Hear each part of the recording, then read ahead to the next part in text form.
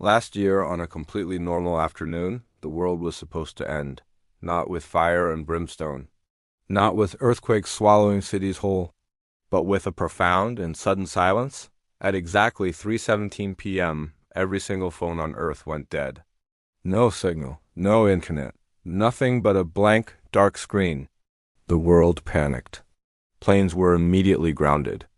Hospitals froze in a state of suspended chaos. Entire cities held their breath, waiting for the other shoe to drop. Except for one small, quiet place. In a sterile room, an old man named Noah sat beside a hospital bed. He was holding the frail hand of a little girl who, by all accounts, wasn't supposed to survive the night. She looked up at him with eyes that held the wisdom of a lifetime and asked quietly, "Did the world end?" Noah managed a smile through his tears. "No," he said, his voice thick with emotion. "As long as you're breathing, it hasn't." Then, at 3:18 p.m., something truly strange happened. The phones didn't turn back on. The screens stayed dark, but people began to hear voices. They weren't loud or scary. They were soft, like whispers on the wind. A mother heard her sick child laugh for the first time in months. A stranger, consumed by guilt, heard the words, "I forgive you." A soul on the very edge, about to give up, heard a clear and gentle command, "Stay."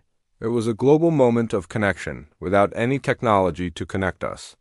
At exactly 3:19 p.m., the little girl squeezed Noah's hand one last time. One last time. She took a final, peaceful breath. And in that precise moment, the world roared back to life. Signals returned. Messages flooded inboxes. Life, as we knew it, continued. But something fundamental had changed. Later, the scientists and experts called it a global technical failure, a once-in-a-civilization glitch. The news channels reported on it for a day and then moved on to the next big story.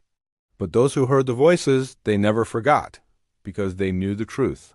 The world didn't shut down that day, it just paused.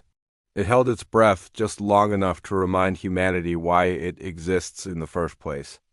And somewhere, in the quiet space between heartbeats, a little girl saved the world without anyone ever knowing her name. Thank you so much for watching. If this story touched you, please consider subscribing for more.